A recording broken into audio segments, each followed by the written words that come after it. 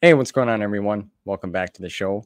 Today, I had the pleasure of chatting with Mr. Trevor Davey, the author of the definitive Star Wars Legends timeline. This came out about a month and a half ago already. And let me tell you, it took the Star Wars galaxy by storm with this. He spent 2 years plus. Actually, he's been so enthralled with timeline keeping for a very long time. This thing here is a must-have, in my opinion, for any Star Wars fan. Our conversation, we touched on the process of what it was like bringing this to fruition for us, all the work he put in connecting things. We also get some of his backstory, how he became a Star Wars fan. He is also the timeline keeper for Utini.com, and he's a co-host of the Star Wars Archives podcast. It was such an honor and a pleasure to have him on and speak on this book that he created for us. I hope you guys enjoyed this conversation as much as I did. I want to say thanks to you guys for your support. It truly means a lot to me. And without further ado, Mr. Trevor Davey. Yeah, it's good that we finally, I wasn't sure. It's we've been trying to get this going here for a little bit, so I'm glad we finally got it worked out.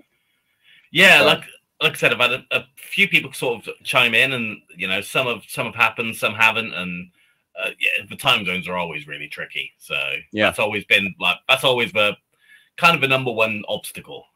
Yep, it is. It is. Well, thanks for taking the time, man. It's a pleasure, and I'm excited and honored to talk to you. I mean, you kind of took the galaxy by storm here the last few months with the release of this baby right here. It blew up a little bit. Yeah, I was not expecting it. No, one of my good friends, which I'm sure you can understand this. We've made some great friends doing podcasting and related to Star Wars. Yeah, he reached out, he messaged me. He's like, "Did you see this?" I'm like, "No. Where is this?" Because we're involved in some Discords and some mutual Discords, but I don't. It's hard to pay attention much to them because there's so much traffic going on and there's great conversations. But it's like, no, I didn't have a clue. And he's like, "Yeah, this guy's been working on this for like 2 years, and he's spent 100 years in the process of trying to keep track of the timeline." So yeah, man, this is exciting, and it's really well done from what I've seen so far. I've always timelined, always have. I remember back in the day I used to follow Chris McElroy's Time Tales, and then Nathan Butler's Timeline Gold and stuff like that. And I've always had my own sheets on the side as well. And then like 2 years ago, I went to Star Wars Celebration with Utini.com. I'm the keeper of a timeline pages there, sexiest timelines on the internet. And we had a booth and a panel, and it was a massive privilege to be able to go to that. And then over the course of that weekend, one of the authors of the official Star Wars Timelines book that came out last year, came up to the booth. And they were like, "Yeah, we've heard of you guys. We've looked at your timeline, for kind of cross-referencing." And I was like, "Oh my God, what?" Like, having a panic attack in the corner. And then I came back and I was like, "Right, I'm going to do this properly now." You could probably find a dozen people on the internet who've got various forms of my spreadsheets from over the years. And I was like, I'm going to knuckle down and do this properly and make it definitive, which is why I feel confident in the claim that I put in the title of it being definitive. And yeah, I've spent 2 years grafting at it, pretty much reread every single Legends story again in those 2 years. Some I just skimmed, some I really had to knuckle down, go page by page, paragraph by paragraph, panel by panel for some comics. Yeah, make sure I included every single possible story. And yeah, I dropped it on Twitter on Friday about a month ago, and overnight my phone just melted. I can imagine. Yeah, you touched on a lot of things there that I'd like to talk about. Yeah, sure. It's just, it's very exciting. I couldn't believe it. It's like, I've talked to Nathan Butler, awesome guy. I mean, there's through the years, like, we're kind of from a similar generation, right? Like, the internet wasn't a thing back when we were younger. Like in the late 90s, the internet started taking off, and then people started to intermingle. But being like a Star Wars fan or a nerd or a geek, which it's not a bad term, but back then it's like you get beat up for something like that, or getting stuffed in the locker. right? So that was like a group of people all got together, and you got to meet each other, and there was authors chiming in and other people, and you've referenced some others that you kind of followed throughout your journey. Joe Bongiorno, another one. He does a great job with Star Wars Timeline .net. I've used that one a lot as well. The thing is, and I always like to clarify this, is I mention all these other timelines. I've looked at all these other timelines over the years. I've referenced and cross-referenced, but during the development of this one, I stayed well away because I never wanted to be influenced by another timeline's workings out. Now, that's not to say that in the history, the 20-year history of my own timelines, I haven't taken from all of those, or because we all did. We've all cross-referenced. Me and Joe were having conversations, bloody hell, probably 6, 7, 10 years ago about timeline things on Facebook and stuff like that. So we all kind of feed off each other, and a lot of the time there is only one right answer, and we either reach that independently or we reach it together. But it's still the right answer because that's where the timeline works. A lot of the time there's assumptions or assertions, and I've made a few of those in this book. I've made leaps that people haven't made before, because if I give you a prime example, the last sort of 10 or so issues of the original 1977 Marvel comics, most of the timelines will have those in order. And as I was reading them and kind of flicking between first and last sections, I realized that actually, if you just rearrange those slightly, they flow better as a story. Right. Now, whether they were written in a certain order and then published different to the original order, I don't know. And, a lot of the times the authors aren't around for us to ask these questions of. But sometimes I made some bold claims, and hopefully it works. Well, that's all you can really go off of, right? Like you said, some of these folks aren't with us anymore, unfortunately, to like question or ask, and the publication orders always seem different. Yes. There's other ones where you get you come across little surprises. There's one little nugget. I can't remember which West End Games sourcebook it's from. I think it might be the Rebel Alliance sourcebook, and it's essentially it's titled something like "Minutes from the Senate Hearing of the 212th Session" or something like that. Now, remember, this was written in 1992. Yeah. But it's all about the allocation of funds between like the war effort and all these other things. And it fits so perfectly around other stories in the Clone Wars where in Legends, they were having similar conversations in books that were written in the early 2000s. Yeah. And when you get to slot something like that into the timeline from, a 30-year-old 2-paragraph story from a West End Games sourcebook into other overarching material, that's just really satisfying to me. Yeah. And one thing is trying to find this material is hard. Yes. And it's very pricey. I've said that numerous times because I'm still going through my journey of collecting and getting my hands on it. And it's like, ooh, I don't know if I can cough up that kind of coin at the moment for just to have that little piece, that history though. To be a completionist is one, it's almost an insane task that will never happen. Because there's so much of it. And one of the things I'm as proud of with this book as the timeline itself is the fact that I've included everything. So you can almost use it as a checklist. You can almost go, oh, wow, I didn't know this existed. Now I have to go on eBay and hunt down the Watch Out for the Wookiee kids book that only came with the Fisher Price version of a Millennium Falcon playset. Yeah, or a box of cereal. yeah, there's a couple of them, yeah. Yep. I mean, yeah, you really put everything into this, like even just documents and everything was licensed official, correct? Like everything was straight from. There's a couple. So I've included things like Heart of a Jedi, Lightsider, the 3rd volume of that young readers Hannah Chewie book, Hyperspace, something I'm blanking on the name now, by Ryder Wyndham. But they'd all been, officially commissioned and then cancelled. But it's you have to draw the line somewhere. Otherwise, next thing you know, I'm going to be included. I'm going to show you this because it's literally by the side of my laptop. Otherwise, then I'd be including things like those German books for, you know, questionable legitimacy, that happened to tell a story set 3,000 years after A New Hope. So sometimes you have to draw a line and go, okay, it was commissioned. We know it was commissioned. It just got cancelled. That's good enough for me.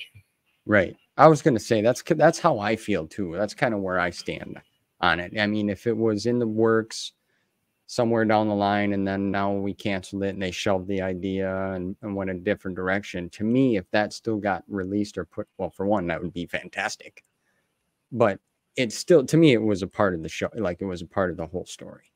Yeah. And I might back it up with a little footnote just saying, you know, this went this far on its journey. It was cancelled. But if the events were to have happened, this is where they would have happened. Yeah. So I give myself a little get out clause as well. Yeah, well, you, like you said, you almost have to. Otherwise, that line's going to keep going, and then your book, it's going to be a 30-pound book by the end of everything. I mean, it can't be far off now. Yeah, right. It is a heavy beast. Did you design the cover of this? Like, no, my good friend Osro Davis, who's also a member of Utini, he did all the design of the cover. So, you know, we went back and forth with different ideas and everything, and we just wanted to keep it simple. We wanted to keep it without breaching or infringing any copyright or trademarks. That's very important, because the last thing I wanted to do is have this book pulled. Clearly, I reference a lot of trademarked and copyright material, but I don't actually replicate any. I'm just, at its core, it's a list of stories with a whole bunch of footnotes discussing and analyzing it, which is why I think, you know, it's not been pulled. I think it's completely legal. So it was important that I didn't just slap the big Star Wars logo on the front cover. You know, I don't want to piss Disney off in any way. Cover your tracks, and plus it's something for the fans, and you know, I can say I appreciate it and thank you. And I'll probably say thanks more than that, but it's really super cool. And I think the sort of yellow unauthorized banner at the top, you know, might be pushing it a bit, but I thought it was a nice touch. I thought so too. It reminded me of the new Essential Legends. Yes. Collection. Yeah. Like, what's your stance on? What's your thoughts on that? Them re-releasing these and calling them Essential Legends, and I like them personally. I really dig it. I mean, hey, release these new books as much as you want. Let them find a new audience. Great. New artwork. Great. New audio books for a lot of them. Yeah. Unabridged. That's fantastic. That's great. The essential aspect of some of them is questionable, the choices. But, you know, hey, you know, for some people, every single one of those, 108 Legends novels are going to be essential. So, yeah, you know, and re-releases of the Han Solo adventure books and the Lando adventure books, and like I said, we had that new audio book for Darth Maul Shadowhunter with Sam Witwer. I know, you know, fantastic. So if that stuff reaches a new audience or makes existing audiences double dip, hey, great, I'm all for it. Right, same here. I like that, and plus, you know, the big thing is getting the books back out there, because that's what it's all about, is these stories continuing on. I mean, but the interesting thing is, so Tom Hoyler, the editor at Random House Worlds, he's quite active in the Utini Discord, and we've had loads of conversations with him. He was on my own podcast for Star Wars Archives once, and he'll drop loads of interesting facts every now and again. And the key thing is that these books never really go out of print. So if you take the least best-selling Legends book, so let's say, let's just pick a random one and say The New Rebellion, as an example. At some point, they would have printed off a batch of, say, 1,000 books, spread out all between bookstores, Amazon or in a warehouse, whatever. As soon as they're gone, they'll print another 1,000. And that's when it will get the Legends banner on it. So these books never really go out of print. They're never going to stop printing these books. Disney or Random House Worlds have never made the decision, right, we're not doing any more of them. We might reprint it as an Essential Legends, but the old ones never really go out of print because they're linked to an ISBN, and as soon as they've sold, they'll print a bunch off more and they'll go back into circulation. Yeah. Yeah, it makes sense. I like the size of what they're doing now with the trade paperback. I like that size better than your mass market. See, I'm old school. I love my mass market stick in a pocket paperback size. I can't beat it. All my old Terry Pratchett's, my John Grishams, my Stephen Kings, they're all on mass market. Yeah. Yeah, I mean, a lot of mine are too, but obviously I've been rebuying just to have that look on the shelf with the new black and gold, and it looks good to me. It looks really good. Yeah, no, and like absolutely. You said, new artwork, fantastic. Some of them are a little, well, maybe you could have done a little some better. are out there. Some are really out there. Which ones got announced this week? Force Unleashed 2 and Scoundrels got leaked. And the artwork's incredible. Crystal Star as well. No. Yes. I haven't heard that. Yeah, look it up. There's no way. Well, maybe somebody could have pulled one, but to me it looked legit. Like I've only heard those two and seen the artwork for them both. I haven't heard anything about Crystal Star. But one day it's going to have to be. It could. I really enjoyed that novel. I read that novel. Because everyone there's like a 50-50 shot with that one from what I've heard. It's like either you like it or you think it's great. You know, it's not the worst one. It really isn't. I enjoyed the story. I thought it was really good. It was fun. Yeah, it's definitely. I think the biggest criticism is that it's a bit more Star Trek-y than Star Wars. True. Well, Rhonda McIntyre. Yes, you know, she wrote a ton of Star Trek books. So yeah, you know, and like I said, it worked for some people. It worked for them. I don't think I've read it. I would have read it twice when it first came out, simply because there weren't that many Star Wars books being released at the time. So it would have been read twice within a year. I don't think I've read it since. Yeah. Okay. Well, since we're on the subject of book talk here, you said that you went back during this process and you reread through the whole time. Pretty much, yes. How was that journey? Tough. It kind of broke my brain. I'm not sure my brain's fully rewired itself now. I don't think I can read fiction in the same way ever again. I find myself doing it now when I'm reading High Republic books. I'm always keeping myself little notes, right? A day passed there, that happened in the morning. That was evening. He said 2 days there. All these little timeline cues that I'm going to need for later. You know, and I didn't read every single book cover to cover. Some of them there was no need to. Take, for example, like we just talked about the Crystal Star. I know when that happens. I know that no other stories intersect with it. I know that there's no flashbacks in it. So I didn't need to revisit it. But if you take a book like any of the Republic Commando books, that all span a long period of time, and each chapter's got its own subtitle telling you how many days after the Battle of Geonosis, etc., I would have had to revisit those a ton. If I wanted to revisit in the build-up to Revenge of the Sith, the amount of time I spent with Labyrinth of Evil, the Reversal of Fortune webcomics, to make that mesh, decide exactly when I pulled out of a chapter to insert however many pages of a comic I needed to, and finding all the timeline cues to make that fit, or bits of dialogue that make it fit. Yes, some books I spent a lot more time with than others. Well, you would almost have to. You said, depending on what events are shaking down. And that's another thing I love too, that you included like the pages or the chapters or the reference points like that. That's helpful. Very helpful. Yes. Because it can't just be, when I wanted it to be detailed, I couldn't just say, okay, read Labyrinth of Evil, then read Reversal of Fortune, then read Revenge of the Sith.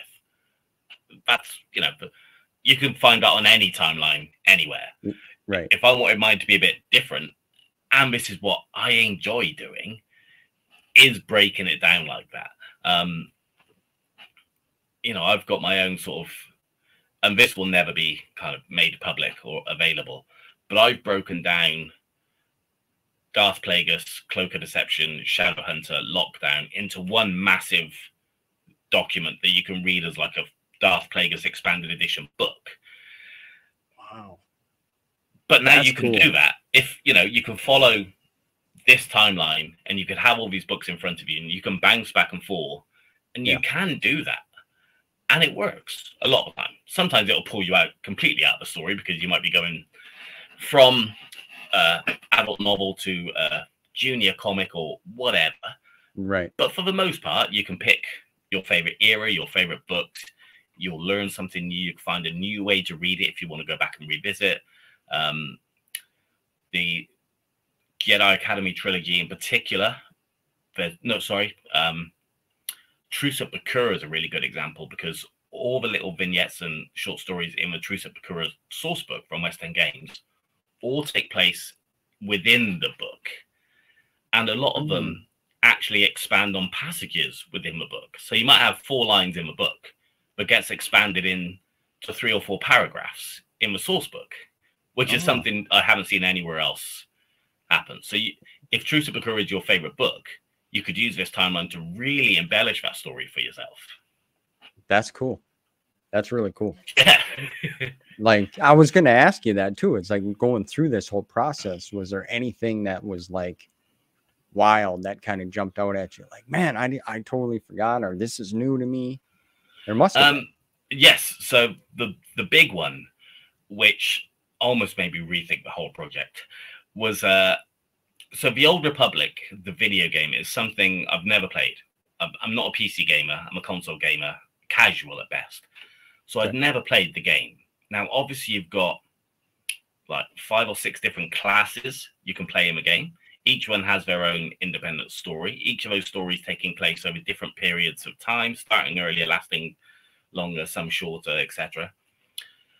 So I was trying to figure all that stuff out, which took a lot of research, a ton of research, reading through the encyclopedia, a lot of time on the work, because I'd have to relate characters to each other who intersected in different classes games. And then I stumbled across this thing called the Codex. Now, the Codex is sort of a collectible you can find in the game. If you've ever played the Spider-Man PlayStation 4 game, you can pick up all the little comic book pages and you get a little bit of lore, a little bit of information. So the Codex is like that. It's a collectible in the game. A lot of it is just lore and information, but there's a handful, more than a handful, but it's new fiction, new stories, very short stories, or in-universe documents like emails, communications back and forth, songs, whatever. So then I was like, okay, now I have to find them all. Now I have to read through every single one of these codex to identify which ones are relevant to me and which ones aren't. Then I have to somehow figure out where to put them, which means learning a ton about the places, the events, the characters that are referenced in these little passages about a game I've never played. Yeah. That was tough. Very tedious, it sounds like, as well. Oh, never tedious. Never tedious. Simply because I'm learning. I'm finding new bits and pieces all the time. But long-winded for sure. Yeah. Well, this is an enormous undertaking, to say the least, what you've done here. But yes, if you enjoy doing that, though, that's even better. Oh, and I've always timelined. Like I said, I'm in charge of organizing a timeline at utini.com. I still do this exact same process now. I've been doing for my canon timeline for sort of the last 4 years, and canon's almost way tougher than the Legends one, simply because nearly every comic from Marvel seems to have a flashback in it. So there's so many more events to reference constantly. Yeah, I can see that. I've been dabbling a little bit in the new canon too, because I'm a fan of both worlds. Yes, I am, and I enjoy some of the stuff that they're doing, but I wanted to go back and revisit these stories and go through them as much as I can. Like, I'm still collecting them, like I said, in the comics, so that's a whole other ball of wax to try to get involved with. But I'm slowly getting there. There's a lot. There is a lot. There's a lot. Well, you mentioned Utini. How'd you get involved with them and being a part of that and becoming their keeper? So it must have been about 5 years ago. So Corey Helton, the owner of Utini, I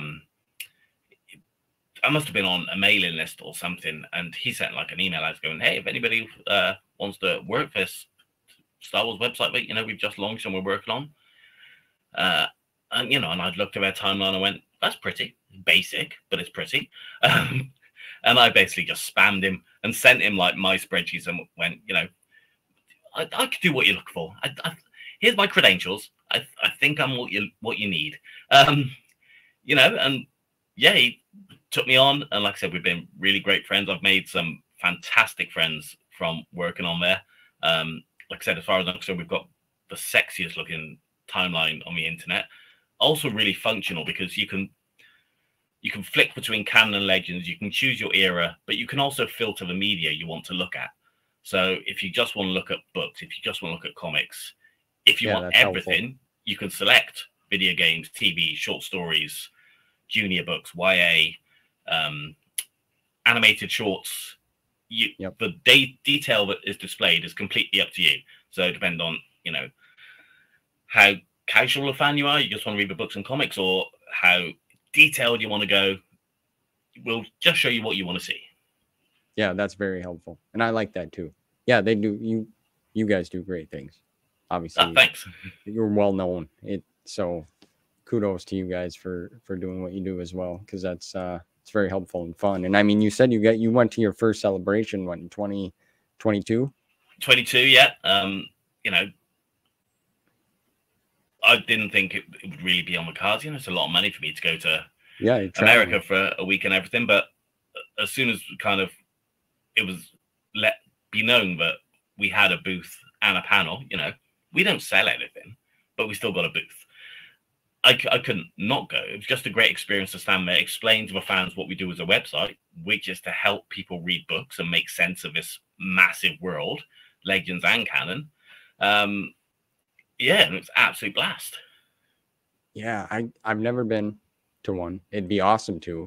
So I can just imagine, well, especially for you traveling halfway across the world to get over there. And yeah. And like I said, I've never met any of these people in the flesh anymore. You know, I do a podcast once every 2 weeks with my good friend Jose, the Star Wars Archives, and I'd never met him in the flesh before. So to be able to do that and go to Galaxy's Edge and all those things. Yeah. Was there any besides meeting everyone for the first time, was there anybody there that you got to meet that was kind of blew you away? I met a guy dressed up as Jackson, which was really cool. What authors did I meet? You know, I had quick run-ins with Adam Christopher, Jason Fry, Kristen Baver, Amy Rico. I'm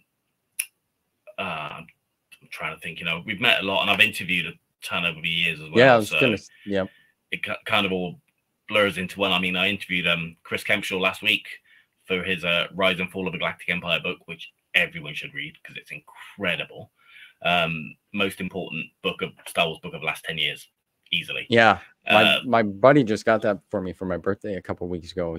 And I was like pretty excited. I'm like, I didn't even know about it.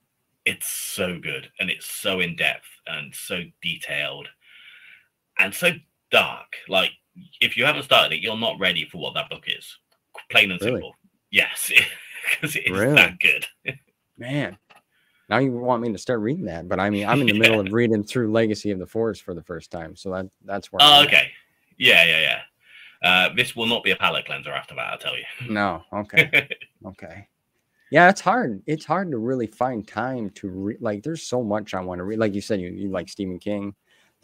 I love to read the Dark Tower series, but it's like, how do you find time to fit in when you're involved heavily with characters, and especially like obviously Star Wars. There's 100. I'll be honest, books. I find it really hard to find the time to read anything but Star Wars, simply because there's so much of it. Yeah. And if I'm not reading it, chances are I'm researching it. But then, the last non-Star Wars book I read was A History of the Building of the London Underground. So, your taste vary. That's night and day there, boy. Yeah. Well, your journey so far has been pretty wild when it comes to being a part of the Star Wars fandom, and what you've been involved with and what you do and who you've met, and like your Star Wars Archives podcast. Like, you've talked to a lot of folks. How did that all start up for you? You got just one day you're like, let's do. Well, it's kind of like me. Everybody wants to be a podcaster nowadays, right? Which is a good thing because there's so much variety.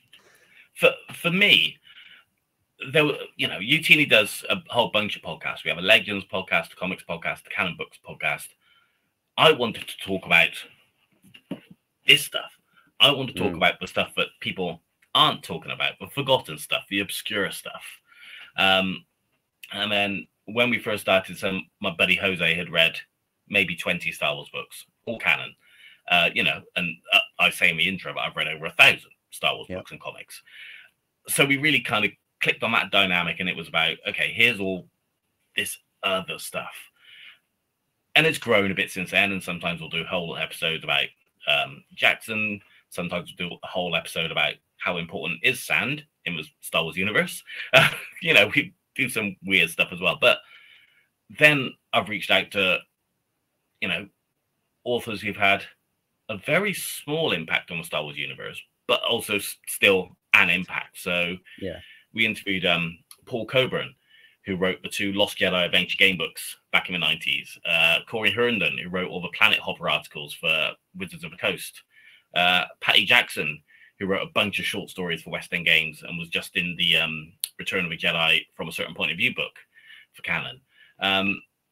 Interviewed Callum Scott, interviewed Chris Kempshaw.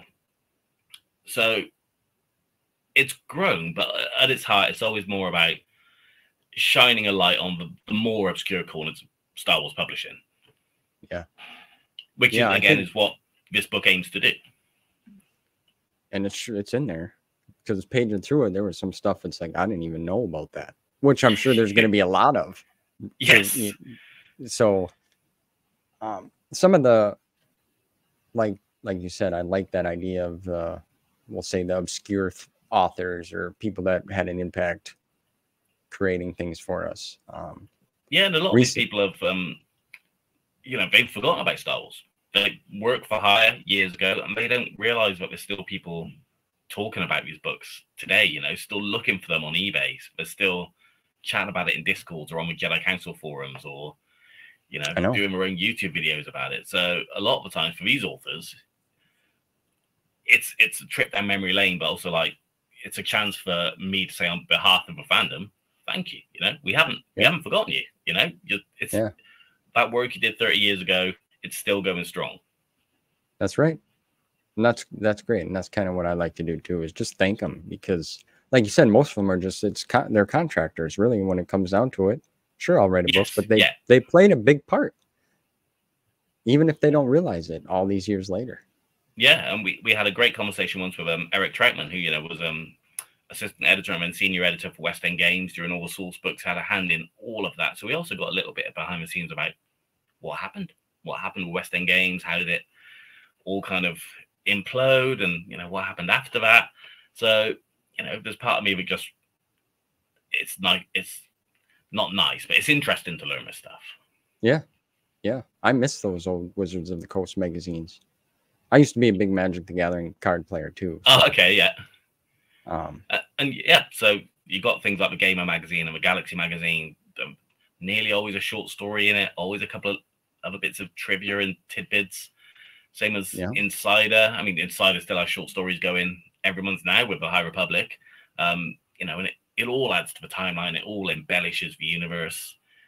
It's all great. I've never not been fascinated by all the extra stories outside of the movies and the TV shows and books. Right. Yeah. Well, let's if you don't mind, let's take a trip down memory lane, since you mentioned that a second ago. Let's talk about you becoming a fan, because I know in here in the book, in your intro, you talk about being a kid and your bedroom's decked out in Star Wars, and you got a toothbrush and socks and pajamas. So when's your first memory? I don't know. I don't remember a time I wasn't obsessed. Honest to God, I don't remember the first time I saw the movies. I don't remember getting my first toys for Christmas or birthdays. You know, I remember some of the Christmas and birthdays and some of the toys. Right. I can't remember ever getting my first Star Wars toy and being blown away. It was just always there. Always obsessed, always into it. You know, whatever it was. I don't even know if it was the movies that I saw first. You know, it could have been the toys that were my first introduction. I can't remember. But something clicked with me, clicked hard, as it did for, you know, millions of kids my age. And it never went away. Absolutely never went away. Yeah. I remember just briefly like seeing the movies. It was at my grandparents' house. It was on TV. And then my aunt worked at a video store, which I miss those too. To go rent movies. And she brought it home one day, and then ever since, yeah, I was just, it took me away. It did what it was supposed to do. My dad had like pirate copies on VHS back in the day. So again, I didn't have to wait to watch it. It was just always, it must have been constant rotation. I must have driven my parents nuts. Yeah. And I'm not joking about the wallpaper and the curtains and the books and the socks and everything. It made it really easy to buy for. Oh, sure. But it still happens to this day. My family, the amount of just Star Wars tat I'll get bought because they're like, "Oh, we still like Star Wars." It's like, yeah, but that's just rubbish, like any old crap. Yeah, it gets kind of hard to buy for someone though that's crazy obsessed and has a lot of the things. That's one of the gripes I hear about all the time. It's like, well, I don't know what to get you. It's like, you don't have to get me anything. I'm at that age now where I don't want anything anyway. But it's just, they're like, well, you got this toy, you got them books, I don't even know what to look for. It's like nothing. Just a happy birthday or Merry Christmas is all I need. No, 100%. But yeah, then during sort of, what we call the dark times, there wasn't anything. But as soon as the book started again, straight in there, as soon as I heard about it, hell, I traveled to Florida to watch Phantom Menace in '99 because we didn't have global release dates. And it wasn't due to come out in the UK until July. And I was like, wow, there cannot be a new Star Wars film in the world, in actually existing, and me have to wait 2 months to go watch it. So me and a bunch of buddies traveled to Florida just to watch Star Wars. How many times did you watch it when you were there? 7 times in 10 days. Wow, that's awesome. That's awesome. Did you still... Now, I can't remember exactly, but I thought they were giving out, like, I don't know if it was a poster or a special kind of bucket or a cup. Like, I know they did some of that for some of the releases. I guess it depends on the theater that you go to as well. I don't remember any sort of freebies. I know we came home with a bunch of merch. Oh, yeah. I'd never been in FAO Schwartz? I'd never been in one of those stores before. And just the amount, like, they had this massive cardboard X-wing hanging off the ceiling. It was like, it was like the size of a house. And just seeing all that merch, we were there one night by the pool in the hotel. We'd had a few beers and went there with the lightsabers that we bought. One of us had Qui-Gon, one of us had Darth Maul, and we were going at it. And we accidentally recreated the scene from the movie because the Darth Maul saber just split in two as it was being whacked. Perfect. Couldn't ask for nothing better. Yeah. That was 25 years ago. Yeah. Just think of that. And like you said, the merch for episode 1 was just insane. Yeah. Insane. Everything and everywhere. I was talking to someone about this the other day, and I think they were asking me, what ultimately do you think Star Wars is everlasting appeal or enduring appeal is? And one, you've got the stories, characters, special effects, etc.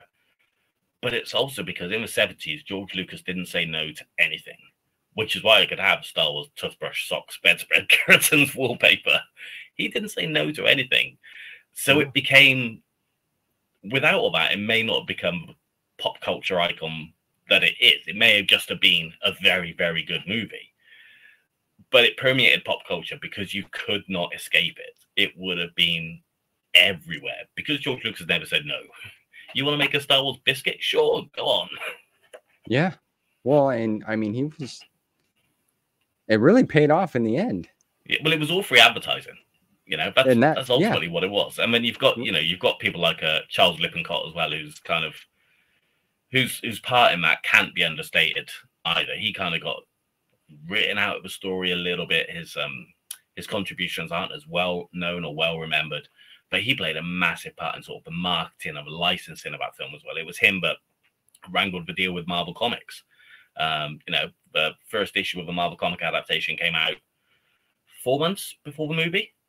No, even longer. I think it came out in December of '76. Yeah, it was. So people had got to read the first 3 issues before even going to see the film. Yeah. And there's some discrepancy in between that, right? Like I haven't read it, but just things that I've heard through the grapevine. Like, Yeah, it's a little different. different. A little bit, you know, with a few sort of deleted scenes, or not even deleted scenes, but things from a script that may not have ended up getting shot. But you're always going to get that. I mean, come on, Yoda's blue in the Empire Strikes Back novelization. These things are always going to happen. Yeah, right. Well, nothing's perfect, especially back then. But was there, like, I know we got a span of what, 30 years of material here, we'll say, roughly, give or take, in like the Legends timeline. I'm just kind of jumping because I just thought of something when you said that.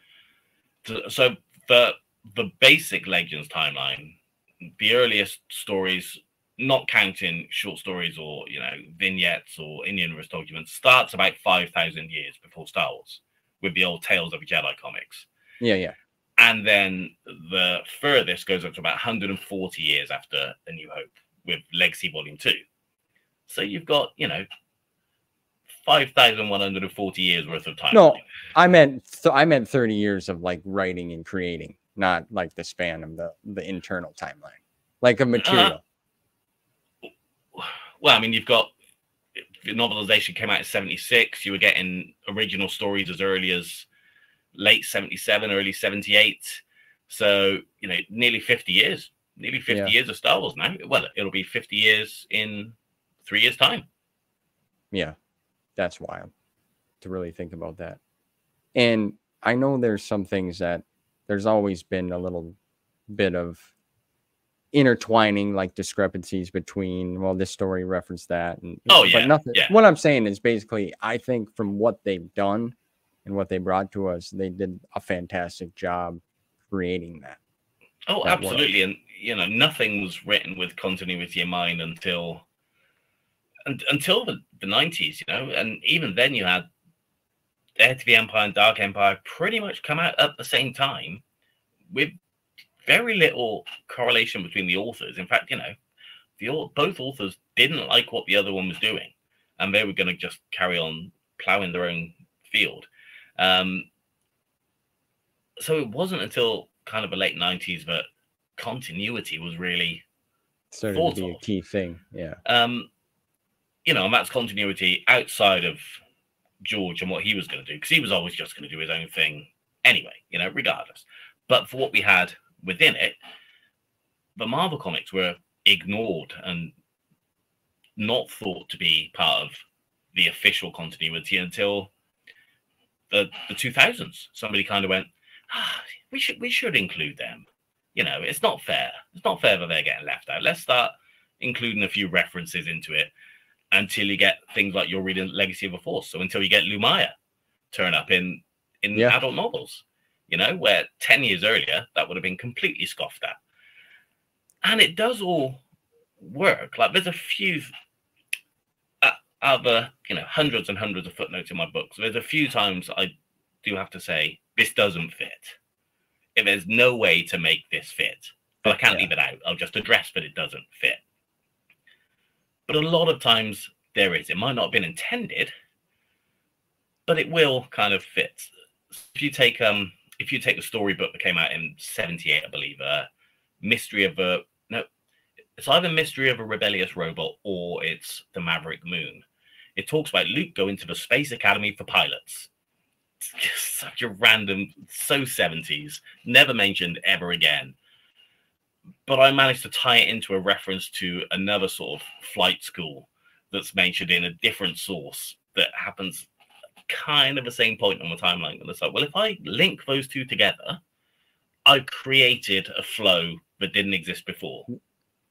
You know, I'm not adding anything to these stories. I'm just making a relationship between them. Yes. Yeah. To make it work. Yeah. That's cool. That's been one of the joys. That, and I was just going to say that, you know, this is an achievement for you, man. Like, thanks. I'd be really proud of this, because the mind-boggling process of, like you said, seeing these little points where it's like, well, if this would make sense. Like you said, you're not adding to it, you're just piecing it together for us. Yeah, and that's why I included all the footnotes, because I wanted to show my workings out. You know, it couldn't be dry. I had to add all this stuff in there. I do have to clarify for anyone who hasn't read a lot of these books and is thinking, you know what, I'm going to read in timeline order and I'm going to read this book to do it. Don't do that. That's insane. You will break yourself. It's timeline order of this detail is not the recommended reading order. I mean, I'd love it if someone did and, you know, recorded their journey. But like, you know, jumping back and forth with media isn't the best way to read the story. That's not what the authors intended. That's not what the publishers intended. It's a fun little exercise maybe for the second time you read a book. But, you know, don't let your first time reading Darth Plagueis, for example, be doing it this way. Yeah. Yeah. Oh, boy. It would be cool to see someone. And plus, it would break the bank trying to collect every piece, too. Yes. That's for sure. And I'm not a big video gamer anymore either. So, like, I feel you. Like, I haven't played the Old Republic or any of those games. I think there's some people out there on YouTube that kind of put, like, the story, like, parts of the games, like, the story to make it flow. So that's pretty cool. Like, there's a lot, like, you know, there's a lot of great people out there that do. Yeah, I did a bunch of those myself back in the day. I did one for The Force Unleashed on the Wii, and I did one for the Revenge of the Sith video game. I don't even have these files anymore, but it was done sort of recording to a DVD recorder with a blank DVD, and then transferring that onto my PC. But you kind of play it 3 times. So you play it with just the effects, and then you play it once with just the speech, and then one with just the music, so you could get all the bits you wanted. Yeah, madness. Yeah, it'd be fun if I had more time to go through and play some of those games. Because but then if you're a video gamer at all now, and the graphics that we have compared to what we had back then, it's kind of hard to go backwards. Even though now they're starting to remaster. I think they just came out with Battlefront and the Jango Fett game. Jango Fett game, which I need to check out because I bought the last remaster, and then I remembered why I didn't like it. It's always been my least favorite Star Wars game, just because it's clunky and the camera works clumsy. But apparently they fixed a lot of that, so I really should go back and revisit that game. Yeah, I purchased the Knights of the Old Republic on my Switch. Yeah, just to have it, just to own it. Okay, it was $10, and I know there's some companies out there that like make special editions with box sets, and it comes with limited run. Limited run. There you go. Which that's cool, but pricey as hell. Very. I'll tell you something about video games that really baffled me. So, you know, I had a good knowledge of video games going in, knew where things were. Spent a lot of time, you know, breaking things down level by level, same as I've done with the books, especially like Dark Forces or X-Wing Alliance. And in a lot of those game guides, you found in-universe stuff, like Kyle gives a bit of narration before he does each mission and bits like that. But then the Star Wars Connect video game, I don't know if you remember that one. It was like the dance-off game. You'd have your Xbox camera, and you'd have to do your dance. And we had all these popular songs, but with now Star Wars lyrics. But it had a campaign mode. It had a single-player story campaign mode, which started shortly after Phantom Menace and told an original story all the way up until Revenge of the Sith. Really? But it also took place really close to each other. So it's like one continuous story of the journey of these Padawans with no indication that this is over 3 years. It condenses like the entire events of the prequel trilogy into like a couple of days. So trying to make that fit and then explain in the footnotes, okay, I know we haven't seen these characters for a year, but this level happens after that last one. Oh, that's crazy. No, I don't remember. I know what you're talking about, the Connect. Yeah, but I don't remember the Star Wars game. I had no idea. I knew the Star Wars game existed. I just had no idea that it had a campaign mode. Wow. So were you pretty good at dancing on it then, or? I'd never played it. I've always been PlayStation rather than Xbox. However, I am partial to a dance off in the old arcade halls. One of them guys. Not done it for a few years. That's all right. You're instead of a pool shark, you're a dance off shark. Yeah, I'm terrible at pool. Yeah, I'm not. I like darts. Darts is kind of my thing. I'm even worse at darts. Yeah, come on now. You can't be that bad. So jumping back to the films, you know, I know you got your family and stuff waiting and you're relaxing. What's your favorite out of the original trilogy? It's A New Hope for me every time, just because that's, you know, Yeah. it's the first, it's the original. Luke Skywalker is my favorite character. You know, but they're all great. Empire Strikes Back is clearly a masterpiece. Return of the Jedi is just a fun time. It's whenever I kind of think about the movies, I always think in the back of my head, something's always saying, like, yeah, Return of the Jedi is just not as good as the others. But every time I watch it, I'm surprised by how much I love it, just because it is a fun time. It is. It is. That was my favorite for the longest time.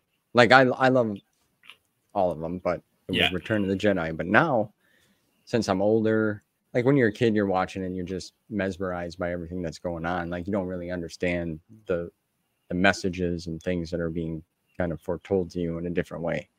But A New Hope is my favorite too. It's every time I I even put it on just for noise in the background. Yeah. Oh, absolutely. I don't know if it happened over there in the US, but they re-released Phantom Menace in the cinema over here for its 25th anniversary. Yep, same here. And you know, I had a couple of friends saying, "Do you want to go see it?" And I'm like, "No, because I'll fall asleep." Because it's like a comfort blanket. You know, you've seen these. It's like putting your favorite album on before you go to bed or anything like that. I do exactly the same. If I'm working on my timelines, I will have a Star Wars something on in the background, whether it's a movie, whether it's a TV show, whether it's my YouTube playlist of Lego shorts, regardless of what it is, there will be a Star Wars something on. Yeah, I'm the same way. I even throw on the radio dramas. Yeah. You know, they're incredible. We did a whole episode on them recently two parter on those recently on Star Wars Archives. And that was really fun, including them in the timeline, because they expand on the events of the movie so much. And I was working for the movies, I was working purely off the novelizations. So because, you know, I'm working with literature, I'm working with books and comics generally, and the rest of the timeline, I didn't want to be including movie this minute to this minute. It just didn't make sense for the flow. So I was working off the novelizations and then bouncing between scenes of the radio drama as well, where they expanded or where they added something. And, you know, I'd do that. And then I might flick to a video game or the Star Wars journals from, I think Jude Watson wrote one of them, but you had the Luke and the Leia ones that interacted. And then you'd have Tales from Mos Eisley Cantina, and all these different media. You can really go through each day of the movie and track it, really, really expand the story more than you'd ever thought possible. Yeah, that's cool, man. I'm just to be in your shoes to think of your process and how that works. And I don't know if you've ever seen that meme where that guy, he's got a board behind him and he's got a cigarette. That sent to me, yeah. Many times. That reminds me of you right now. Yeah, many times that is used in relation to me in the UTini Slack channels. That's funny. Well, see, I'm not the only one that thinks that. No, not at all. Well, obviously, I'd ask you about the prequels, but you just kind of told me the Phantom Menace. That's mine too, by the way. Is the Phantom Menace? Honestly, I think Phantom Menace is. I almost think it's a perfect movie. I just love it so much. I love everything about it. I think it's absolute class. And honestly, anyone who complains about wooden acting or clunky dialogue has never seen a Star Wars movie, because there isn't one without it. You know, it's almost part of the charm.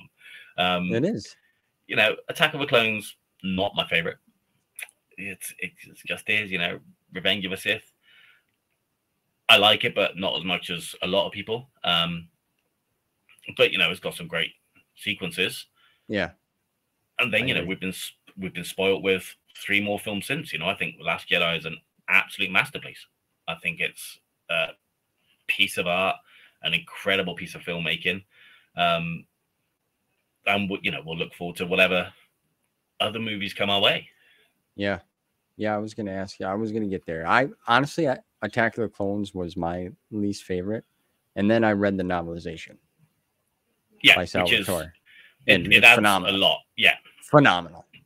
Like he nailed it with that, in my opinion. I think the first it's not my favorite novelization for the most part, because I think once you hit the events of the movie, it's quite dry. But it takes him, what, 5 chapters to get there. To so get, you have yeah, right. 5 chapters of working from memory here, and because I broke this down, but I think it starts like 6 weeks before the movie. Yeah. So you have the kidnapping of Shmi. Well, you have all the events that lead up to that. Yes. You know, all the disagreements with the Tuscans and everything that leads up to that. Great. All of that is absolutely fantastic stuff. Yeah, I was just heartbroken when I get to the part where he goes to look for her and all he sees is footprints and then she's not there, and like I was like, oh man. I'll tell you what would be you know, since you love that book so much, what would be a really fun exercise for you is in the book Tatooine Ghost. It's got loads of I don't know if you've read it. Tatooine Ghost by Troy own Denning. it, but I have it, but I haven't read it. Leia basically finds Shmi's diary, and a lot of it takes place in the lead up to Attack of the Clones. Really? Yeah, and it's got all time dates on it. So a lot of it takes place, you know, shortly after Phantom Menace. So you get her thinking about Anakin on what would have been his 11th birthday, but especially in those weeks leading up to Attack of the Clones, and you get a much better sense of a family dynamic between her and Owen and Beru, and that's cool. I had no idea. Glass, and it works really well. Like I try not to listen or watch things that I haven't read. Okay. Because like I've had some things spoiled to me so far, but that's all right, just because this material has been around for a while. Yeah, yeah. But in Inferno, like I had no idea Mara died. Oh wow, that must have been a hit. Yeah, big time. I didn't see that coming. I'm like, nah, you know, I'm like, I don't really know what happens after this. Like, you know, with the fate of the Jedi and the novelizations after that, like I don't know. So that's cool. You're in for a journey. Yeah. Well, so like I just try to keep my earmuffs on. I don't want no part of it. Then I'll go back and listen. Yeah, right, yeah. Because I like that, just like you like it. You're hearing other people's thoughts and inputs and having fun conversations. Yeah, no, but that's absolutely. really, really cool to know about Tatooine Ghost. And again, that's what I want to do with this book. Pick your favorite book. You know, go through, find your favorite novel of all time. See if there's anything around it. You know, see if there's anything that can add to it. See if I haven't slipped something between chapters 21 and 22, or even your favorite comics. So the Corey Herndon Planet Hoppers articles that I was talking about earlier, he was a massive fan of the Marvel comics. So he used to, you know, he basically carried on the stories of a handful of issues, or gave us stuff, you know, almost like what we saw with the Tales from books. You know, you see events from a different character's point of view. He was doing that with the Marvel comics and giving us a follow-up 5 years later. Just class. Exactly what the expanded universe is all about at its best. At its core, yeah. Cool. Yeah, and you mentioned The Last Jedi and The Force Awakens. I don't really know which one's my favorite. When I first started getting into this journey, like I grew up, and I apologize if, you know, other listeners heard this story, but like I was a fan of the toys and the movies. That was it. I knew there were some books as I got older, but I had no idea of this wild journey of a timeline here. So certain people I would listen to, I was like, okay, and they wouldn't really talk much about the new films. And then, you know, I really like Solo. That's probably my favorite out of all the new ones. Yeah. I like the Solo story. I thought it was good. But I was influenced at first, and I'm like, well, no, you know, shit on them, you know. But and I changed my whole tune. I talked with Mike Beidler, and the way he expressed things and what he thought of it kind of made me think differently. So I appreciate that for him, because it's Star Wars, man. It's supposed to take us away. It's supposed to be fun. Now I understand, like, a lot of people's feelings got hurt, and when Disney bought it and they changed things, and they, like, I get that. I wasn't there, so I don't know that feeling. Yeah, but I can imagine, right? But I just keep the two continuities separate. That's all. Yeah, absolutely. And I've been asked my thoughts on this a bunch, and honestly, as soon as Disney bought Star Wright, the writing was on the wall. You know, they couldn't and shouldn't be expected to have been beholden to 40 years of storytelling that came before them in order to make new content. It would have been completely baffling to the viewer for a start. And you'd have to hire a massive team. Like, obviously you've got the story group, but you'd have to have a story building worth of people in order to avoid continuity issues. You'd have to explain why the characters had all these families we'd never met, but all of that sort of stuff. So it never bothered me. It meant we got more Star Wars. It meant, we got great new stories, real brave, bold, ambitious storytelling as well. So I never had a problem with it. And one of sort of Utini's core missions is to be positive. That doesn't mean we're going to blow smoke up everybody's ass. We're not going to like everything, but we'll respectfully tell you why we don't like something, why something didn't work for us. We're not just going to say it sucks. Don't watch it. Yeah, exactly. Like, you get all this sort of backlash for something like The Acolyte, and if I disliked something that much, I'd stop watching and stop talking about it and stop going on the internet to moan about it, because, man, I'd be so bent up inside. I'd much rather just turn off and go, yeah, not for me. Like, pick an example. Move on. I stopped watching Walking Dead, say, after like season 8. It just stopped working for me. Am I going to be there shouting on the internet in all caps going, it sucks now, it's not as good as it used to be? No, dude. I'm just going to stop watching and watch something else. Yeah. I kind of feel you on The Walking Dead too, because that's kind of how I felt. I still love it. I still thought it was great, but it just started to get dry and repetitive. And I loved the comics. I had all the comics. Thought they were, complete class. But it just didn't stop working for me. So again, in YouTube, in Utini, that's what we're all about. And our Discord is properly designed to be like a safe haven. The second someone comes in and starts giving any grief to anyone, gotta go. See you later. We don't need you. That's not what we're all about. Right. I love that. That's good. That's a lot of people need to be there. Even if you don't like it, just leave it at that. Move on. Yeah. Move on. We will have debates. We absolutely will have debates. My opinion on Rise of Skywalker is quite strong, for example. But that doesn't mean that I'm still not a massive Star Wars fan of a franchise. I think there's people who really kind of need to look at their own lives a little bit and think about what's actually, that term touch the grass is kind of important. Go for a walk. Yeah. You can't let something that's supposed to be fun and take you somewhere bring you down and try to bring others down. Like, that's one thing I really started to stay off of social media for, is because just like the Acolyte, I was excited for the Acolyte. I enjoyed it. I thought it was some of the best choreography lightsaber fights that we've had in a long time. Long time. And I thought the story was good. I'm intrigued. I'm hoping there's a second season. But like immediate just shit talking after shit talking. It's like, that was come on, insane, man. But I respect anyone who's made the decision. You know what? I love the expanded universe. I'm not interested in the Disney stuff. Fine, get it. Completely respect that. The expanded universe was great, and there's a lot there. If you haven't read anything, you're going to be kept busy for a while. You're not going to be short of content, so you don't need to worry about them not writing anymore, because there's plenty there. So completely respect anyone's decision to do that. There's just no need to be negative. I'm a positive person. I don't understand living in that kind of negativity at all. So it just doesn't work for me. That's right, man. Life's too short. Before you know it, you blink of an eye. Stay positive. That's what I like to be. And that's the only thing we can do. And we carry on. Well, Mr. Davey, this has been fun, man. Thank you very much. Yeah, thanks for taking the time out and hanging out with me for a little bit. Where can people find you?